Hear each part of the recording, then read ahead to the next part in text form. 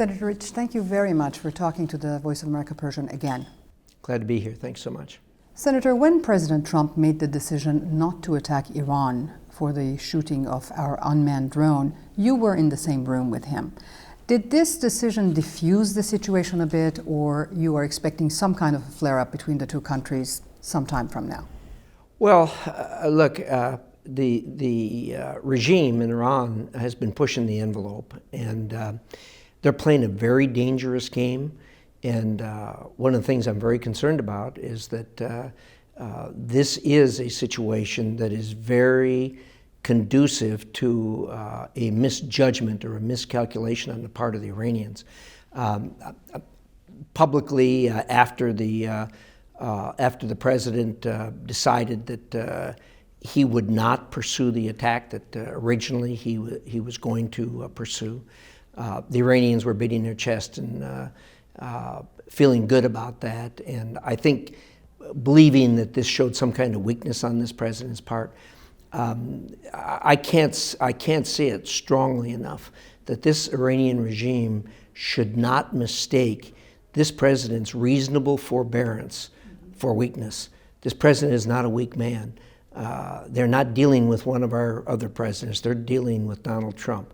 He is deeply, deeply committed to protecting America, protecting Americans, protecting American interests, and protecting American allies. He will act.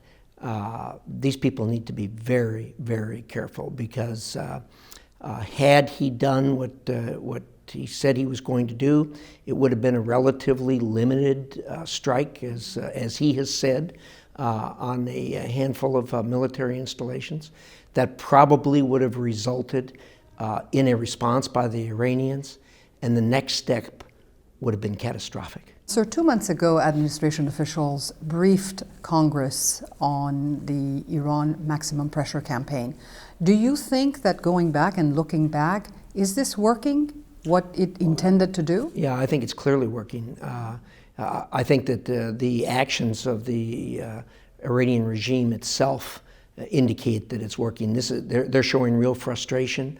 They're showing that they're having trouble dealing with this, are having trouble dealing with it with their own population, who certainly deserve better than this. I think this is what should have been done, and indeed, I was a strong advocate for doing exactly what President Trump did before President Obama and John Kerry decided they were going to sit down and negotiate. I didn't think it was ready for negotiation yet. I don't think that the Iranians the Iranian regime knew how committed America was to seeing that they changed their ways, changed their conduct. And throughout, it was obvious to me that they thought they were dealing with America through some weakness on the part of America's part. There was no such thing. It was a misjudgment, in my estimation, by the President Obama and John Kerry, that the Iranian regime was dealing in good faith. They were not. Look, these kinds of things should be resolved through negotiations. They should be resolved by diplomats sitting down together and getting to where things need to be. But you need two things for them to succeed. Number one, you have to have both parties with the same objective. And number two, you have to have both parties working in good faith towards that objective. You had neither one when Obama and Kerry were negotiating this. We said that. We told them at the time that this thing was going to end badly, and they chose to go the direction they did, and now we are where we are, and it's really unfortunate. We shouldn't be here. Senator, what is your take on what the president is saying, that he is ready to hold talks with the Iranian regime? Well, look, talking is good, but I suspect that the Iranian regime is not going to want to hear what they will get from this president and from Secretary of State Pompeo. They're coming at this from an entirely different direction than what Kerry was and what President Obama was. They're going to take a much broader view of requiring that the Iranians not just change their conduct in one small part of their bad behavior, but really correct their bad behavior overall. And frankly, I don't know if they're capable of it. Should they reach out to President Trump, you think, at this point? Well, it doesn't matter who. People always worry about who reaches out to who first. They shouldn't bother if they're not acting in good faith. And if they have not reached the same conclusion that Kim Jong-un did, that it was time to change behavior, Kim Jong-un did that. He wound up having productive discussions with the president, headed, I think, for more productive discussions, and the whole thing was greatly diffused. Now, they haven't gotten to the place where they'd like to be because the sanctions have not been ratcheted back for good reason. But at the end of the day, Kim Jong-un has said that he wants to work towards a nuclear-free Korean peninsula.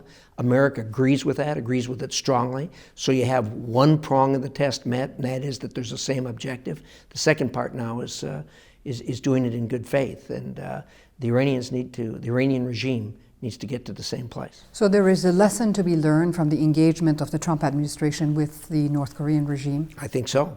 So these are not I think so, I know so. I mean, the regime, the North Korean regime woke up and decided that the best way that they could get security and the best way that they could do better for their people was, instead of pursuing a nuclear weapon, giving up the chasing of a nuclear weapon.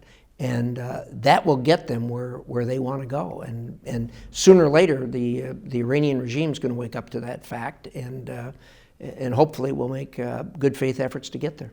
Senator, last time when we spoke, we were discussing reports that North Korea and Iran are working together on their ballistic missile programs and also their potential delivery systems.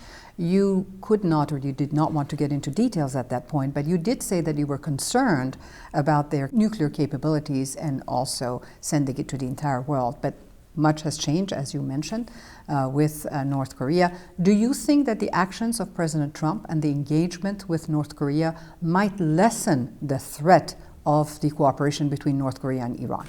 I do. In the Senate, we recently witnessed a very heated debate on Iran war authorization. Democrats, they wanted to limit the president's war powers, and Republicans were concerned that this would tie up the hands of the president.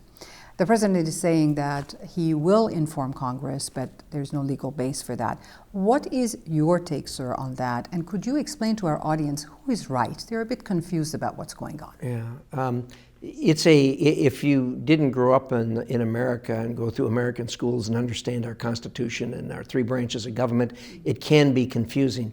But we have three different branches of government. Each has a role to play.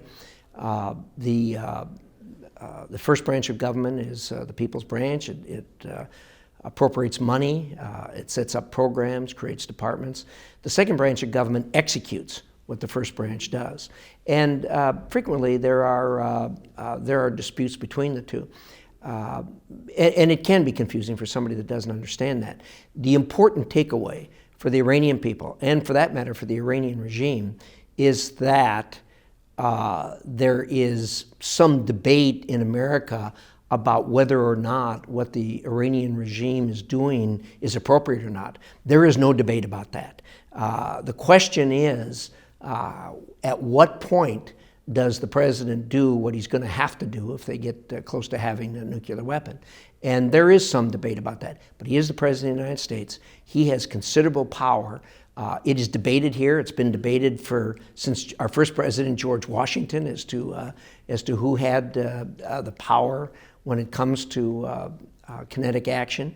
And having said that, no president has ever been reined up by Congress when the president has decided to use kinetic action. Indeed, the American people close ranks behind the president, always have, always will. Senator Risch, you mentioned the people of Iran, and you've said repeatedly that you are not ready to go to war with Iran. But you also have mentioned that the people of Iran are as much a victim as anyone else because of the current situation. Do you have a message for the Iranian people? Sure, and that is, we do believe that the Iranian people are as much a victim as the world is of this regime's bad conduct. Look, we recognize, Americans recognize, that the Iranian people are the descendants of a proud population that is millennia old, the Persian people. They deserve much, much better than what they're getting from this regime. We look forward to the day, and the day will come when Iran proudly takes its place on the international stage as an equal actor with other countries that are interested in the kinds of things that civilized people believe in, and that is getting along, trying to make a better life for all of Iranians, all of their families.